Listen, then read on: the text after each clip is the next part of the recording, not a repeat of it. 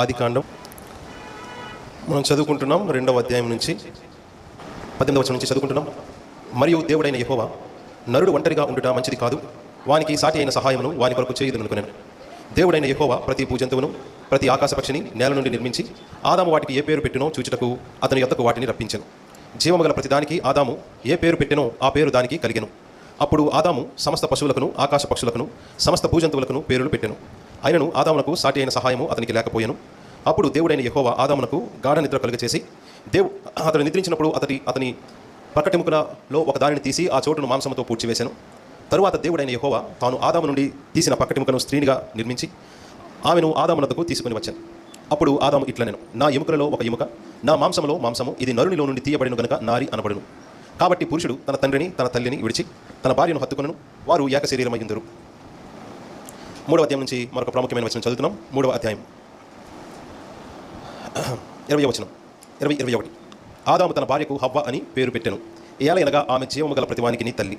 దేవుడైన యెహోవా ఆదామునకును అతని భార్యకును చర్మపు చొక్కాయలను చేయించి వారికి తొడిగించెను. ఆమేన్. ఆమేన్. చిన్న ప్రార్థన చేద్దాం మరొకసారి. పరిశుద్ధ తండ్రి, ఈ సమయము మాకు ఆశీర్వాదకరంగా చేయండి. నా ముందు నన్ను ప్రియులను దర్శించండి. మీ ఆత్మ సహాయము మాకు అనుగ్రహించమని మీ కుమారుని పేరిట మీ శరణు వచ్చి ప్రారంభిస్తున్నాము తండ్రి. ఆమేన్. ఆమేన్. మనం ఇప్పుడు చదువుకున్న ఈ వాక్య భాగం సాధారణంగా పెళ్ళిళ్ళకి చదువుకుంటారు. ఎందుకంటే బైబిల్లో మొట్టమొదటిసారి వివాహం జరిగిన సందర్భం, దేవుడు రాయించిన సందర్భం కాబట్టి పెళ్ళిళ్ళలో ఈ వాక్య భాగాన్ని చాలా ఎక్కువగా చెప్పుకుంటారు. దానిలో నుంచి సందేశం చెప్పినా చెప్పకపోయినా కనీసం వివాహం, క్రైస్తవ వివాహం అంటే ఆ వాక్య భాగాన్ని చదువుతారు. అయితే ఈ వాక్య భాగంలో మరి పెళ్లి టైంలో సాధారణంగా చెప్పని కొన్ని ప్రాముఖ్యమైన విషయాలని మనం మాట్లాడుకుందాం. ఎందుకు అంటే అసలు వివాహంలో అసలు ఏ సందేశం నిజానికి ప్రజలకి వినిపించాలో అది సాధారణంగా వినిపించదు. ఎందుకంటే మరి బైబిల్ని అర్థం చేసుకోవడానికి దేవుని యొక్క కృప, దేవుని యొక్క పరిశుద్ధాత్మ సహాయము ఎంతగానో అవసరం బైబిల్ని అర్థం చేసుకోవడానికి. కొన్నిసార్లు బైబిల్ని సిద్ధాంతంతో అర్థం చేసుకోవాలి, అంటే థియాలజీతో. ఆ సిద్ధాంతం విషయంలో సరైన అవగాహన లేకపోయినా ఇంకేమైనా చెప్పొచ్చు, కానీ దేవుడు అక్కడ రాయించిన విషయాల్ని అది మిస్ అయిపోవచ్చు, ప్రమాదం. మనం చదివిన ఈ వాక్య భాగంలో చాలా విచిత్రమైన విషయం ఏంటంటే ఈ బైబిల్ ఏ దేవుని గురించి మాట్లాడుతుందో ఆ దేవుడు వాళ్ళకి ధర్మశాస్త్రం ఇచ్చినప్పుడు మొదటి 2 ఆజ్ఞల్లోనే ఆయన ఈ మాట చెప్పారు. నాకు చెందవలసిన మహిమను మరి ఎవరికి చెందనిచ్చేవాడిని కాను, నాకు చెందవలసిన మహిమ నాకే కలగాలి. మీరు ఆరాధించినా, పాట పాడినా, సాగిలు పడినా అది మొదట నాకే జరగాలి. ఈ విషయంలో నేను రోషము గల దేవుడను అని ఈ బైబిల్ ఏ దేవుని గురించి మాట్లాడుతుందో ఆ త్రియేక దేవుడైన ప్రభు అయిన యేసుక్రీస్తు ఆయన గూర్చి రాయబడిన గ్రంథంలో, వినండి మాట, ఆయన గూర్చి రాయబడిన ఈ గ్రంథంలో మొదటి పాట దేవుని మీద లేదు. బైబిల్లో మొదటి పాట ఈ దేవుని మీద లేదు. ప్రపంచ మానవ జాతి చరిత్రలో మానవుడు పాడిన మొదటి పాట దేవుని మీద కాదు. ఈ మాట అది ఎక్కడి నుంచి చూడాలి? చూసారా, మనకి చూడండి, ఈ 2వ అధ్యాయం అంతా ప్రోజ్ అంటే గద్య భాగం. కానీ ఆ 23వ వచనం ఎలా ప్రింట్ చేశారో చూశారు. నా ఎముకలలో ఒక ఎముక, నా మాంసములో మాంసము, ఇది నరునిలో నుండి తీయబడిన కనుక నారి అనబడును. అది చూసారా ఎలా ప్రింట్ చేశారో? అలా ప్రింట్ చేస్తే దాన్ని ఏమంటారంటే పోయట్రీ అంటారు, పద్య భాగం. అంటే అది పాట. ఏది? ఆ 3 లైన్లు పాట. నిజానికి చూసారా, ఈ బైబిల్ దేవుని యొక్క మహిమ కొరకు. ఈ బైబిల్ గ్రంథంలో ఆ దేవుడు కోరుకుంటున్నది మీరు మొదటిగా ఆనందిస్తే, ఆరాధిస్తే నన్నే. ఈ విషయంలో నేను రోషము గల దేవుడను, నా మహిమను మరి ఇంకెవరికి చెందనిచ్చేవాడిని కాను అని చెప్పిన ఈ దేవుని యొక్క గ్రంథంలో 2వ పేజీలో పాట ఉంది. కానీ ఆ పాట దేవుని మీద లేదు. ఎవరి మీద ఉంది? ఎవరి మీద ఉంది? స్త్రీ మీద ఉంది. వాళ్ళ ఆవిడ మీద పాడాడు.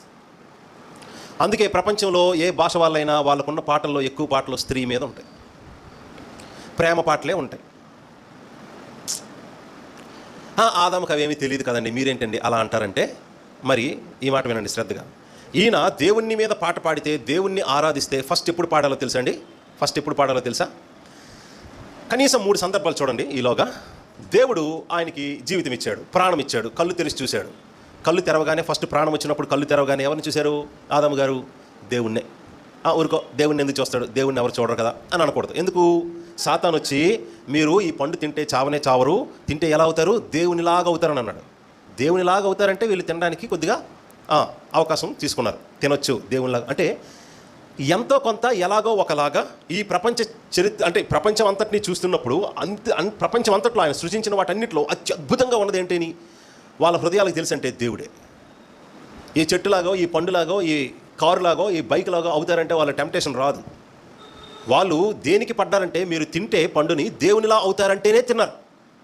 అంటే వాళ్ళ దృష్టికి, వాళ్ళ హృదయంలో, వాళ్ళ మాటల్లో దేవుడు సృష్టించిన ఈ సృష్టి అంతటితో పోలిస్తే దేవుడే అత్యద్భుతం, ఆయనలాగా అవ్వడమే వండర్ఫుల్, అదే కోరుకుంటే అదే కోరుకోవచ్చు. వాళ్ళిద్దరూ మాట్లాడుకున్నప్పుడు సాతాను విన్నాడేమో. ఎందుకు? ఒక వ్యక్తికి ఒక విషయంలో బలహీనత లేకపోతే ఆ విషయంలో శోధించడం అసాధ్యం. శోధించడు సాతాను. ఒక వ్యక్తికి సాతాను శోధించాలంటే ఆ విషయంలో బలహీనత ఉండాలి. ఒకవేళ మీకు ఒక పాపం పట్ల ఎలాంటి ఆశ లేదు, కోరిక లేదు, అసలు మీకు ఒక రకమైన పాపం అంటే అసలు ఇష్టం ఉండదు, ఆ పాపం మీ చేత చేయించడానికి సాతాను ప్రయత్నించడు. మిమ్మల్ని పడగొట్టడానికి మీ హృదయంలో దేని మీద ఆశ ఉందో, కోరిక ఉందో, ఇష్టం ఉందో, బలహీనత ఉందో దాన్ని పట్టుకునే మిమ్మల్ని పడగొడతాడు. సో అలాగా వీళ్ళిద్దరు మాటల్లో అతగాడికి అర్థమైనట్టుంది. వీళ్ళిద్దరూ ఏం చూపిస్తే, దేన్ని ఇస్తానని చూపిస్తే వీళ్ళు పండు తింటారో అతగాడికి బాగా అర్థం చేసుకున్నాడు. వీళ్ళిద్దరు మనసుల్లో మాటలు బట్టి దేవుడంటేనే గ్రేటెస్ట్. ఇప్పుడు ఇంకేదో అవుతారు, ఈ పండు తినండి అంటే వాళ్ళు తినరు. దేనికి పడతారు? వీళ్ళు పండు తినేటట్లు, దేవుని యొక్క ఆజ్ఞను మీరేటట్లు వీళ్ళని ప్రేరేపించాలంటే దేనికి పడతారు? వాళ్ళు దేనికి పడతారో ఎదగాడికి అర్థమైంది. అందుకే ఆ బాణమే సంధించాడు. ఎంతకీ దేనికి పడతారు మనుషులు? మీరు ఈ పండు తింటే చావనే చావరు, దేవునిలాగా అవుతారంటే. అబ్బా, దేవునిలాగా అవడం అంతకంటే ఇంకేముంది? అదే అద్భుతం. అంటే దేవుణ్ణి ఎంతో కొంత ఏదో ఒక రకంగా వాళ్ళు అనుభవపూర్వకంగా ఎరిగారు, చూశారు. మరి దేవునిలా అవ్వడమే అంత అద్భుతమైనప్పుడు మన దేవుణ్ణి చూసినప్పుడు ఎందుకు పాట రాలేదు అన్నకి? ఏమండి? మరి మీ సంగతి నాకు తెలియదు, కానీ నేను దాదాపు నా జీవితంలో 22 సంవత్సరాలు ఒక హిందువుగానే ఉన్నా. అంటే హిందూ కుటుంబంలో పుట్టి హిందువుగానే పెరిగాను. మా నాన్నగారు భక్తిని నేర్పించడానికి ఎన్నో భక్తిరస సినిమాలు చూపించారు, భక్తికి సంబంధించిన చిత్రాలు చిన్నప్పటి నుంచి, ఆ బ్లాక్ అండ్ వైట్. ఏ చిత్రంలో చూసినా కానీ భక్తి అంటే చూడండి, ఆ సినిమాలో హీరోనో, హీరోయిన్నో, లేకపోతే విలనో దేవుడు ప్రత్యక్షం అవ్వాలని కఠోరమైన తపస్సులు ఏవో చేశారు. ఎందుకు? వాళ్ళకి ఏదో ఒక సమస్య ఉంది. ఆ సమస్య నుంచి బయటకు ఎవరు తేగలరంటే వాళ్ళ దేవుడే అనుకుని ఆ దేవుడు ప్రత్యక్షం అవ్వాలని కఠోరమైన తపస్సులు, యాగాలు ఏవో చేశారు. ఎవరు చేశారో వాళ్ళ కోసం చివరికి వాళ్ళ దేవుడు ప్రత్యక్షమయ్యాడు. దేవుడో దేవతో ప్రత్యక్షం అయిన తర్వాత, చిన్నప్పటి నుంచి మీరు వినే ఉంటారు కథలన్నీ, వాళ్ళు ఎంత పెద్ద అవసరంతో దేవుడు ప్రత్యక్షం అవ్వాలని తపస్సు చేసినా ఆ దేవుడో దేవతో ప్రత్యక్షం అవ్వగానే వాళ్ళ అవసరం చెప్పుకున్నారా? నేను ఇందుకోసం పిలిచాను, ఈ పని చేసి పెట్టని చెప్పారా? ఫస్ట్ చేసిన పని ఏంటి? ఫస్ట్ పాట అందుకుంటారు. పాట మీకు ఎవరికి పాపం అనుభవం లేదేమో. వేరే మతంలో ఉన్నవాళ్ళు దేవుడు రావాలని కఠోరమైన తపస్సులు, దీక్షలు చేశాక ఆ దేవుడు దేవత ప్రత్యక్షం అవగానే ఏ అవసరం, ఏ సమస్య కోసం ప్రార్థన చేశారో, పిలిచారో అది చెప్పరు. దేవుడు ప్రత్యక్షం అవగానే వాళ్ళు చేసే మొదటి పాట ఏంటంటే ఆహా ఓహో ఎంత అద్భుతం, ఎంత ఆనందం అని దేవుణ్ణి వర్ణిస్తూ పాట పాడడమే. సో దేవుడు ప్రత్యక్షం అవ్వగానే, ఒక మానవుడు దేవుణ్ణి చూడగానే, దేవుడో దేవతో పక్కన ఉంచండి, చూడగానే వాళ్ళు అవసరమో సమస్య చెప్పరు, ఫస్ట్ ఆరాధిస్తారు. పాట పాడి వాళ్ళు ఎంత గొప్పవాళ్ళో, ఎంత అద్భుతంగా కనిపిస్తున్నారో వాళ్ళ రూపురేఖలో ఏవో మొత్తానికి చెప్పుకుంటారు. లేకపోతే నేను పిలిస్తే నువ్వు వచ్చేసావని వండరు. సో పాట చూసారా, నిజమైన దేవుణ్ణి కాదు, అది కేవలం కథలో కల్పితాలే. కానీ దేవుడు ఒక మానవుడికి ప్రత్యక్షం అవ్వగానే, మానవుడు నిజమైన దేవుణ్ణి చూడగానే ఆ నోటి నుంచి వచ్చేది మొదటి ఆ రెస్పాన్సు ఆరాధనే, పాటే. కానీ ప్రపంచ చరిత్రలో ఈ మానవ జాతి అంతటిని కన్న మానవుడికి మాత్రం దేవుణ్ణి మొదటగా చూసినప్పుడు పాట రాలేదు. సో దేవుని మీద పాట పాడితే ఆదాము పాడవలసిన సందర్భం దేవుని మొదటగా చూసినప్పుడే పాడాలి, లేదు. రెండవ సందర్భం చూద్దాం. ఈ రెండవ సందర్భం ఏంటో తెలుసండి? మీరు ఒక డబుల్ బెడ్రూమ్ ఇల్లు కట్టుకున్నారనుకోండి, స్థలం కొద్దిగా కొనుక్కొని, 2-3 గుంటల స్థలం కొనుక్కొని ఒక డబుల్ బెడ్రూమ్ ఇల్లు కట్టుకున్నారనుకోండి. మీకు తెలిసిన వాళ్ళందరినీ పిలిపించి ఏం చేస్తారు? ఒక కూడికను పెడతారు, కృతజ్ఞత కూడిక, దేవుని స్తుతించడానికి. అందరికీ భోజనం పెడతారు, మంచి పార్టీ ఇస్తారు. ఎంత స్థలానికి? 2-3 సెంట్ల స్థలానికి. 2-3 సెంట్ల స్థలం సంపాదించుకుని అందులో మీరు ఇల్లు వేసుకున్నందుకే మీకు తెలిసిన వాళ్ళందరికీ పిలిచి మంచి పార్టీ ఇస్తారు, దేవునికి స్తోత్రాలని చెప్పి మంచి మీటింగ్ పెడతారు కదా. మరి అలాంటిది ఆదాముకి దేవుడు ఎంత ఇచ్చారు? ఈ భూలోకం అంతటిని సృష్టించి ఆదాము కాళ్ళు కింద పెట్టారు. ఇదంతా నీదే, దీన్ని లోపరుచుకో, ఏలు, నిండించు, అభివృద్ధి పొందు. మరి ఎంత గొప్ప భూలోకాన్ని సృష్టించి బ్యూటిఫుల్గా, ఇప్పుడు ఇదంతా శపించబడింది. శాపం రాక మునుపు ఈ భూలోకం ఎంత అద్భుతంగా ఉంటుందో అంత అద్భుతమైన లోకానికి ఒకడే కింగ్. ఎవరంటే ఆదాము. చూసారా, బైబిల్లో కూడా కొంతమంది ఏమన్నారో తెలుసా? ఎంతగా నన్ను హెచ్చించటకు నేను ఏపాటి వాడిని, ఇదిగో ఈ చేతి కర్రతోనే వచ్చాను, ఇప్పుడేమో 2 గుంపులు అయ్యాను. నాకు కుటుంబము, మందలు, సేవకులు, భార్య, బిడ్డలు, ఎంతమందిని నువ్వు నాకు ఇవ్వడానికి నేను ఏ పాటి వాడిని అన్నాడు. అంటే దేవుడు ఎవరికైనా ఆశీర్వాదం ఇస్తే వాళ్ళు దేవుని మీద పాట పాడుతారు, ఆరాధిస్తారు. ఈ విషయం కూడా తెలిసిందే కదా. మరి ఇంత గొప్ప లోకాన్ని అద్భుతంగా సృష్టించి దీనికి నువ్వే రాజువి, దీన్ని ఏలు పరిపాలించని చెప్పినప్పుడు అయ్య బాబోయ్ ఇంతగా నన్ను హెచ్చించడానికి నేను ఏ పాటి వాడిని అనాలి కదా. అప్పుడు కూడా పాట రాలేదు అయ్యగారి నోటి నుంచి. అవన్నీ అప్పుడు తెలియండి అని అంటారు కదా. ఓకే, తెలివి అనుకుందాం. ఇప్పుడు మూడో సందర్భం చూడండి. అవునండి, దేవుణ్ణి చూసినప్పుడు ఆ సంతోషము పాటగా వ్యక్తీకరించినప్పుడు, ఎంత గొప్ప రాజుగా ఆయన్ని లోకానికే రాజుగా నియమించినప్పుడు దేవునికి థ్యాంక్స్ చెప్పడం ఆయనకి ఆ జ్ఞానం లేనప్పుడు, మరి ఒక అందగత్తిని చూసినప్పుడు ఎక్కడి నుంచి వచ్చింది? ఒక స్త్రీని చూసినప్పుడు ఎక్కడి నుంచి వచ్చింది? ఇప్పుడు తన జీవితానికి ఆ భార్య, ఆ స్త్రీ ఎంతో సంతోషం కలిగించే వ్యక్తి అనుకోండి. పోనీ అప్పుడు చేయాల్సిన మూడో సందర్భం ఏంటో తెలుసా? ఎంత అద్భుతమైన వరాన్ని, అంటే నా జీవితానికి అవసరమని, నాకు ఇష్టమైనట్లు, నా అవసరాలు తీరేటట్లు, నా ప్రేమ, తోడు, సంతోషం అన్నిటి కోసం నువ్వు నాకు ఇచ్చిన ఈ స్త్రీ బట్టి అప్పుడైనా దేవునికి ఒక థ్యాంక్స్ చెప్పాలా? ఆ స్త్రీని ఇచ్చినవాడు అక్కడే ఉన్నాడు. ఆ స్త్రీని తన జీవితంలో ఇచ్చినవాడు అక్కడే ఉన్నాడు. ఆయన్ని పక్కనే పెట్టుకొని ఆ స్త్రీని ఇచ్చిన దేవుణ్ణి మర్చిపోయాడు. కానీ ఆ స్త్రీని చూసి ఫ్లాట్ అయిపోయి వెంటనే ఆహా ఓహో అని పాట పాడాడు. అంటే దేవుణ్ణి 3 రకాలుగా అప్పటికే ఆయన ఎంతో కొంత తగ్గించాడు, లేక పట్టించుకోలేదు, లేక దేవునికి సృష్టికర్తకి ఇవ్వాల్సిన ఆ గౌరవం ఆయన ఇవ్వలేదు. ప్రయారిటీ ఎవరికి వెళ్ళిపోయింది ఆ ప్రయారిటీ అంటే, దేవుడు తన జీవితానికి ఇచ్చిన ఆశీర్వాదమో, అవసరమో, ఏదైతే అవసరమో ఆశీర్వాదమో, ఏదైతే చాలా సాటి అయిన సహాయమో ఆ స్త్రీకి ఇచ్చిన ఆ విలువ దేవుడికి ఆయన ఇవ్వలేదు. ఇప్పటికీ మనుషుల్లో ఇదే మొదటి పాపంగా కనిపిస్తూ ఉంది. మొదటి పాపంగా మానవ జాతిలో ఇదే కనిపిస్తూ ఉంది. దేవుడి నుంచి అన్నీ పొందుకుంటారు, మీకు ఎంతో అవసరం అది, ఆహారం కావచ్చు, పైసలు కావచ్చు, కుటుంబం కావచ్చు. నా అన్నవాళ్ళు ఎవరో ఒకరు లేకపోతే అసలు ఇంటికి ఎందుకు వెళ్ళి?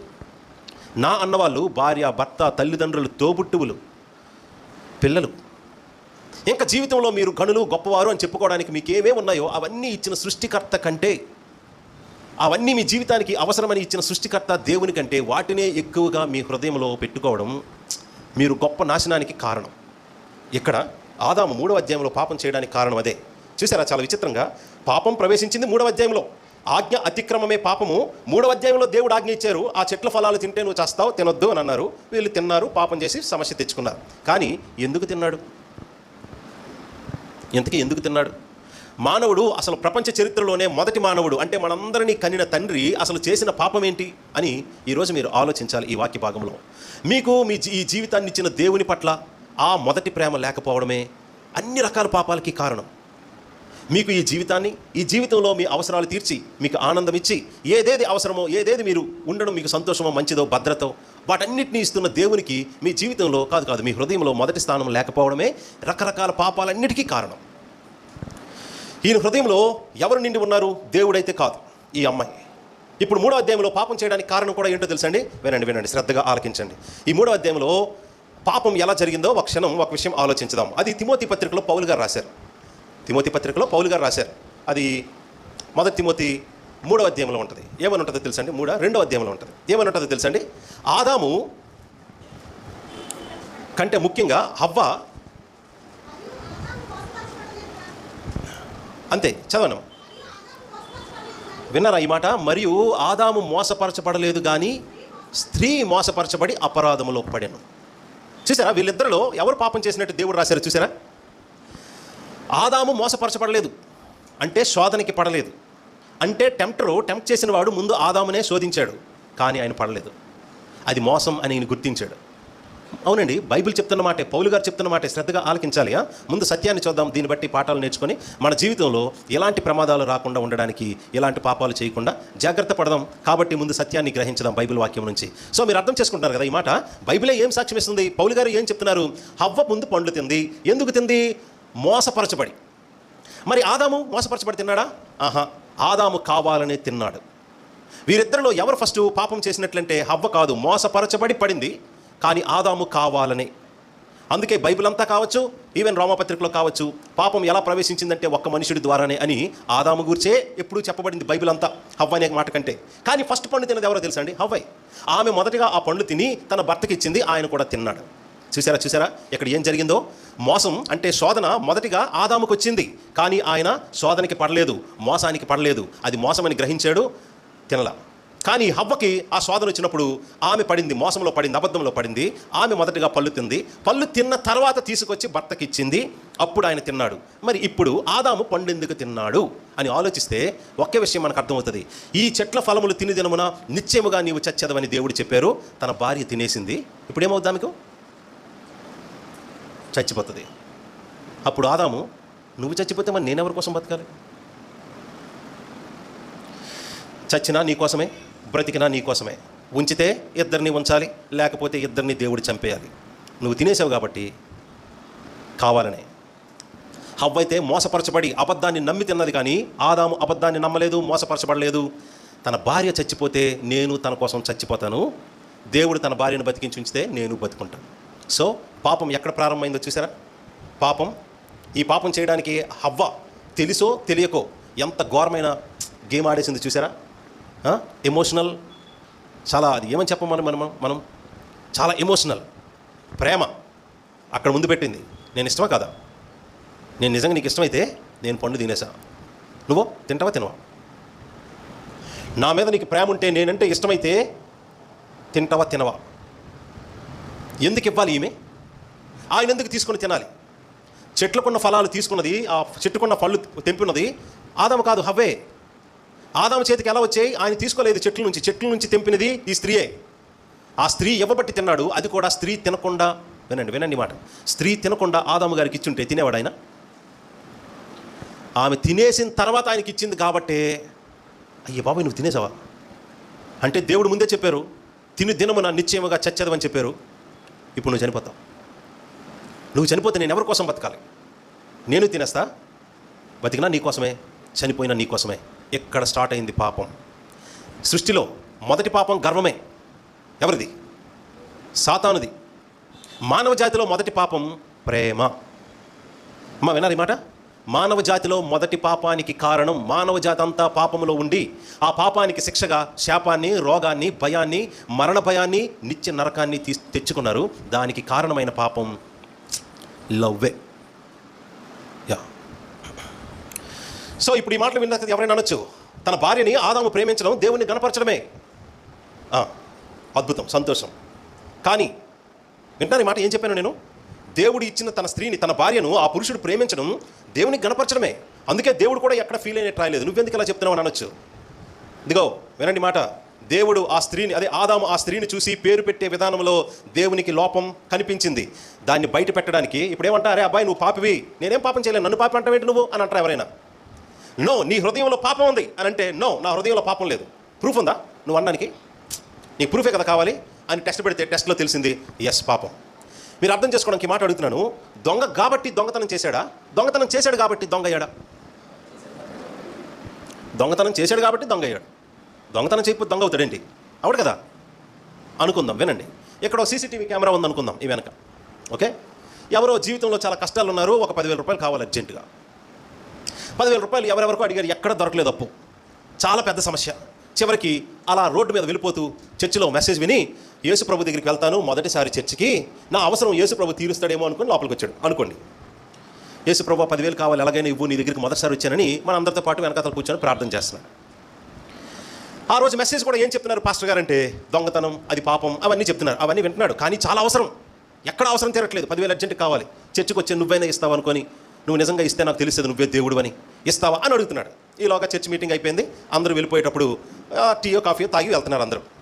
అందరూ టీ కాఫీ తాగి మాట్లాడుకుంటుంటే ఈ దగ్గరికి వచ్చి ప్రార్థనకి ఇక్కడ కూర్చున్నాడు కదా, ఏంటో ఇంతవరకు కూర్చున్నాను కానీ యేసుప్రభు కూడా ఇచ్చినట్టు లేడు అని లేచి వెళ్ళిపోయేలోగా ఇక్కడ ఒక పాస్టర్ గారి ఒక బంగారం ఉంగరమో లేక సెల్ ఫోనో చూశారు.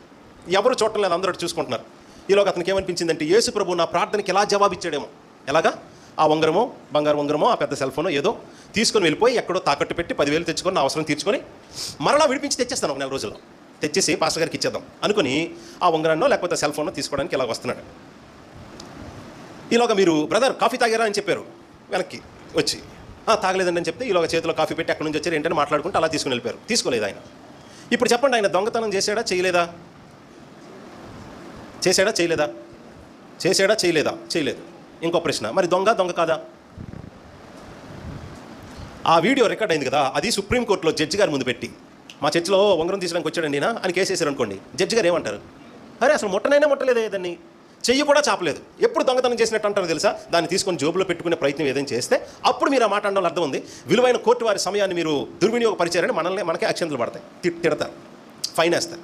అది దొంగతనమే కాదంటారు. కానీ అతను దొంగ కాదా?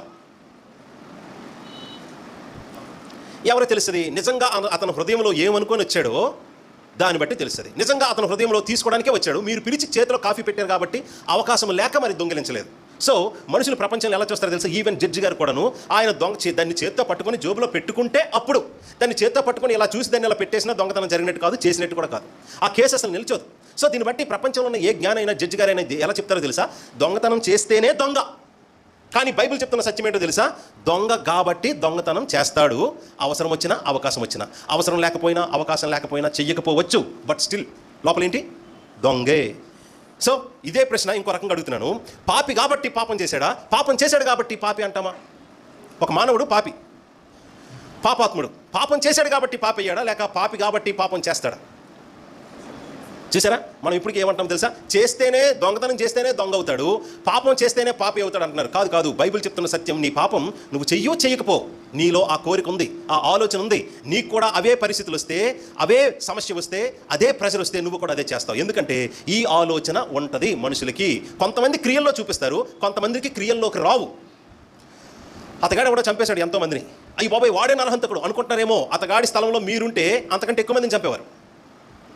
మీరు పాకిస్తాన్లో పుట్టి ఒక టెర్రరిస్ట్ గ్రూప్కి కలిసి ఉంటే వాళ్ళతో పాటు వాళ్ళ యొక్క అవే భావాలు కలిగి ఉంటారు, మీరు అలాగే తయారవుతారు.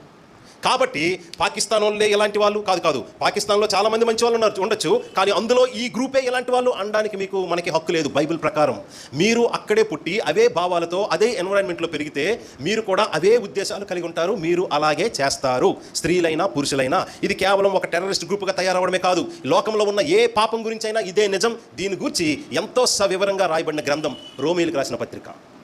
మొదటి 3 అధ్యాయాలే. నేను చెయ్యలేదు కాబట్టి నేను ఆ పాపం నా దగ్గర లేదు అనుకోవడానికి లేదు. నీవు కూడా అదే పాపం చేయగలిగే అదే స్వభావం కలగ మనిషివి అనేది ప్రూవ్ చేస్తున్నాడు. కాబట్టి నేను ఆ వ్యభిచారం ఎప్పుడు చేయలేదు, మంచిగా ఉన్నాను అనుకోవద్దు. మీరు అలాంటి పరిస్థితిలో పడి అలాంటి అవసరాలు అలాంటి ఆలోచనల మధ్య పెరిగిన వ్యక్తివైతే నీవు కూడా అలాంటి అవకాశాల కోసమే ఎదురు చూస్తావు. ఆ అవసరం పడినా, ఆ అవకాశం వచ్చినా నువ్వు అదే చేస్తావు. కాబట్టి నేను ఈ పాపం చేయలేదు ఈ రోజు వరకు, కాబట్టి నేను అలాంటి పాపిని కాదు అనే హక్కు మానవ జాతిలో ఏ ఒక్కడికి లేదు, ఒక్క మానవుడికి తప్ప. ఆ ఒక్క మానవుడి పేరు ప్రభు అయిన యేసుక్రీస్తు. ఆ ఒక్క మనిషికి తప్ప భూమి మీద మనిషి అన్న ప్రతి వాడికి ఇదే రోగం ఉంది. ఏ రోగం తెలుసా?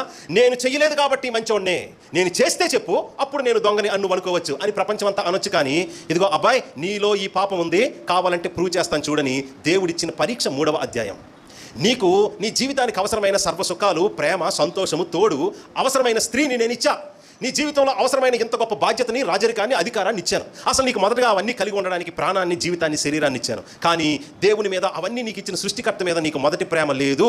నీకంటూ ఎమోషన్, నీ హృదయం కదిలి ఎమోషనల్గా ఒక మాట చెప్పి పాట పాడాలంటే అలాగ నువ్వు ఎమోషనల్గా పాట పాడింది, మాట చెప్పింది నా గురించి కాదు, నేను ఇచ్చిన నీ జీవితానికి అవసరమైన ఒక వరం, ఒక గిఫ్ట్ అయిన నీ భార్యని చూసి. ఇప్పటికీ చాలామంది మాటలని చెప్పిన తర్వాత కూడా నో శ్రీధర్ బ్రదర్ ఏదో తేడాగా చెప్తాడని మాట్లాడచ్చు.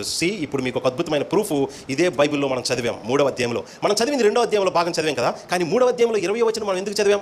ఇంతకీ 20వ వచనం ఏముందో చూసారా? 20వ వచనం, ఆదాము తన భార్యకు హవ్వ అను పేరు పెట్టెను. అదేంటండి? అదేంటి అసలు? ఈ వింత ఆలోచిస్తున్నారు ఒకసారి. బైబిల్లో దేవుడు ఎవరికైనా పేరు మారిస్తే ఆ సందర్భాలు చూసామనుకోండి, మనందరికీ తెలిసిన సత్యం ఏంటంటే ఎవరికైనా పేరు మారితే దేవుడు మార్చాడు బైబిల్లో. ఎవరికి? ఫస్ట్ సారా గారికి, అబ్రామ్ గారికి, తర్వాత యాకోబు గారికి. ఇలాగా దేవుడు ఒక వ్యక్తిని పేరు మార్చాడు. కానీ ప్రపంచ చరిత్రలో ఫస్ట్ టైం పేరు మార్చి 2వ పేరు పెట్టిన సందర్భం దేవుడు చేయలేదు, మానవుడే చేశాడు. చూసారా? ఇది ఒక పెద్ద వింతైన అబ్జర్వేషన్. మనమే అనుకుంటాం దేవుడు పేరు మారుస్తాడు, అందుకే కొంతమందికి దేవుడి చరిత్రలో పేరు మార్చి అక్కడి నుంచి ఇంకొక కొత్త పర్వాన్ని ఆ వ్యక్తి జీవితంలో జరిగించాడు. ఇవన్నీ గొప్పగా చెప్పుకుంటాం. అసలు పేరు మార్చిన పద్ధతి, సందర్భం ఫస్ట్ దేవుడు చేయలేదు. ఫస్ట్ ప్రపంచ చరిత్రలో మానవుడే చేశాడు. ఆ మానవుడు కూడా మొదటి మానవుడే. మొదటిసారి పేరు పెట్టినప్పుడు ఆ పెట్టే విధానంలో సమస్య ఆయన కనిపించకపోతే రెండోసారి పేరు మార్చడం. అక్కడ నుంచి బైబిల్ అంతా చూడండి, స్త్రీని నారి అని పిలవలేదు, హవ్వనే పిలిచారు ఆమెను. యేసు ప్రభు ప్రస్తావించిన ఆమె నారి అని పిలవలేదు, ఆమెను హవ్వనే ప్రస్తావించారు ఆ స్త్రీ గురించి మాట్లాడిన సందర్భాల్లో. మరి ముందు పేరు ఏమైంది? మరి ముందు పెట్టబడిన పేరు ఏమైంది? ముందు పెట్టబడిన పేరులో సమస్య ఉంది అని ఎవరు గుర్తించారో తెలుసా? దేవునికి తెలుసు, ఆయన సర్వజ్ఞాని. కాదు, ముందు గుర్తించాల్సింది మీరు సార్, మనుషులు. సో మొదటి వివాహం ప్రపంచ చరిత్రలో జరిగింది, అది కూడా సరైన అవగాహనతో కాదు. ఆయన మంచి దృష్టితోనే దేవుడిని గణపరిచేటట్లే, దేవుడు ఆమోదించేటట్లే ఆ మొదటి పేరు పెట్టినప్పుడు ఆయన దగ్గర, ఆయన హృదయంలో, ఎవరు? ఆదాము హృదయంలో సమస్య ఏమీ లేకపోతే రెండవసారి మరలా ఎందుకు పేరు పెట్టాలి ఆమెకు? రెండోసారి పేరు పెట్టి ఆయనే ఒప్పుకుంటున్నాడు, నేను మొదటిసారి పెట్టినప్పుడు సరైన దృష్టితో చూడలేదు, సరైన ఉద్దేశంతో పెట్టలేదు, అది రైట్ కాదు, ఇప్పుడు పెడతన్న పేరు అని రెండోసారి పెట్టాడు. అందుకే ఇదిగో ఎవరైనా వివాహంలో కానీ ఈ 18వ వచనం నుంచి చదువుతారండి. 2వ అధ్యాయం. వివాహం జరిగింది ఎక్కడ? కేవలం ఆ తర్వాత ఆ స్త్రీని ఆయనని గాఢ నిద్ర కలుగు చేసిన దగ్గర నుంచే జరిగింది. కానీ లోకంలో ఉన్న జంతువులన్నింటినీ, జీవరాశులన్నింటినీ దేవుడు ఆదాము దగ్గరికి పిలిచి వీటికి పేరు పెట్టమన్నారు. వాటికి పేరు పెట్టిన సందర్భం నుంచి ఎందుకండి వివాహం గురించి చదువుతారంటే, అక్కడ నుంచి మీరు 18వ వచనం నుంచి చదివితే ఖచ్చితంగా 3వ అధ్యాయం 20వ వచనం వరకు మనకు అవసరమైన సత్యము తెలిసి ఉండాలి. సో ఇంతకీ మీకు అర్థమవుతుందా? ఈరోజు ఉదయం మనం చెప్పుకున్న సందేశం లాగానే మానవుడు మంచోడు కాబట్టి దేవుడు మానవుని కోసం ఏదో చేశాడండం తప్పు. అన్ని కాలాల్లో అన్ని సమయాల్లో మానవుడు దేవుణ్ణి కనపరిచే విషయంలో తప్పిపోయాడు. కానీ మానవునికి అవసరమైనవన్నీ దేవుడు సమకూర్చాడు. మీరు సరిపోయారు కాబట్టి, యోగ్యులు కాబట్టి, మంచివారు కాబట్టి దేవుడు మీకు పెళ్ళిళ్ళు చేయలేదు. మీ దగ్గర లోపాలున్నాయి, పాపాలున్నాయి, అయినా మీ జీవితానికి అవసరమైనవి ఇవ్వకుండా దేవుడు ఆపలేదు. ఏ సమయానికి ఏది అవసరమో అది ప్రతిదీ సమకూరుస్తూ వచ్చారు. అమ్మ విన్నారా? నా భక్తి బట్టే దేవుడు నన్ను ఆశీర్వదించాడు, నేనంత భక్తిపరుణ్ణి, ఇంత ప్రార్థనాపరుణ్ణి కాబట్టి దేవుడి కార్యాలు చేశాడని ఎప్పుడు మానవుడు చెప్పకూడదు. అలా చెప్పడం దేవునికి లంచం ఇచ్చాం.